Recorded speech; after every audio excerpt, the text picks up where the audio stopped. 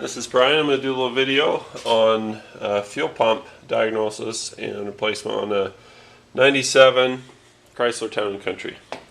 So the first thing you want to do, if you want to check the relays, usually these ones don't fail. They got a new updated relay that's good.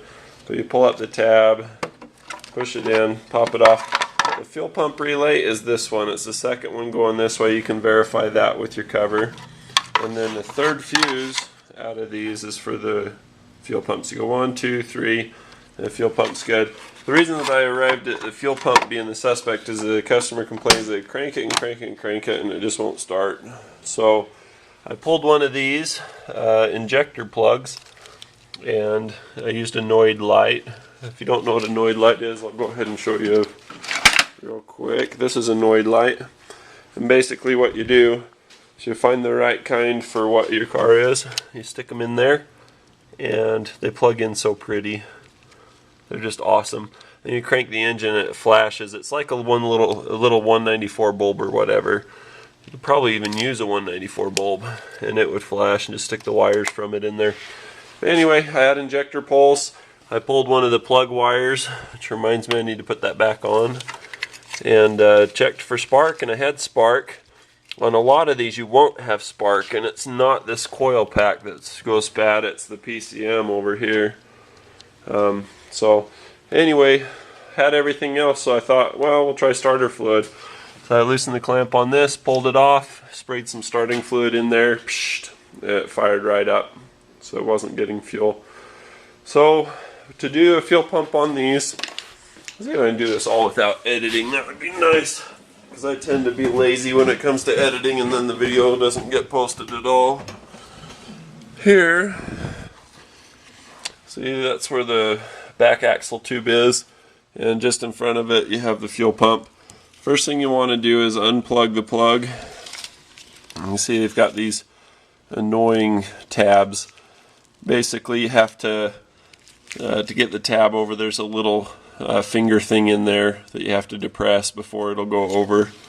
But you do that, pull it off. Also, I ought to make a special note to do a fuel filter on one of these. The fuel filter ties in directly into the fuel pump. Goes over here into the little, this is weird doing the headlight and the camera at the same time under here, but basically it just bolts on right there.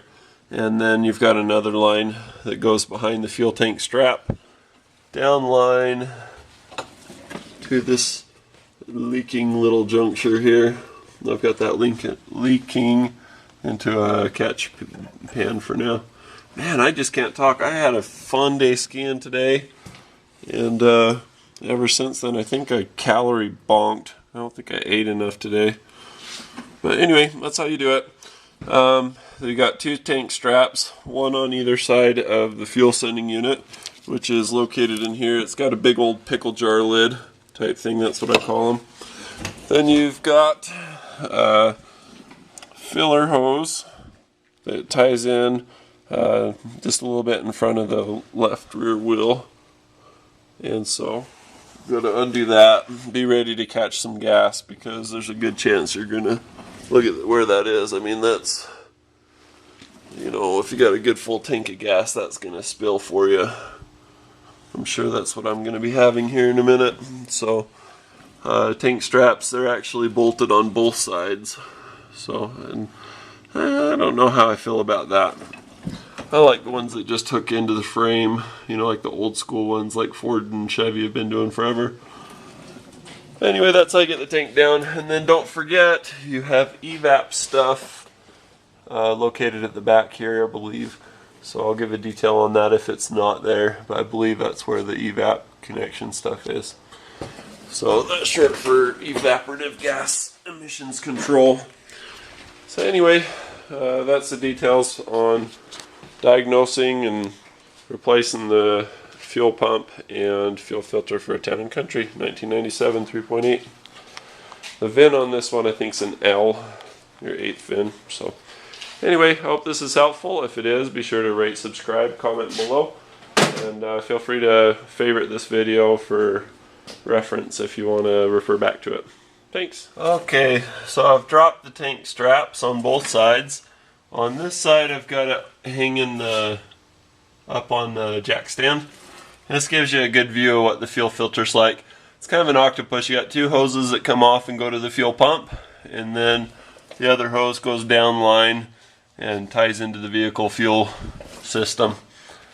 So anyway, that's how you do it, and it's just attached by a little 10mm bolt right here.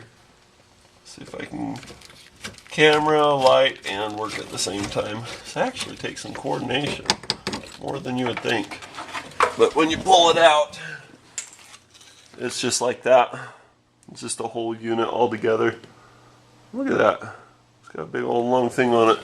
Seems like they could have done something more economical to replace, but that's the way that it is. And then as you see, I've got the fuel tank tipped down.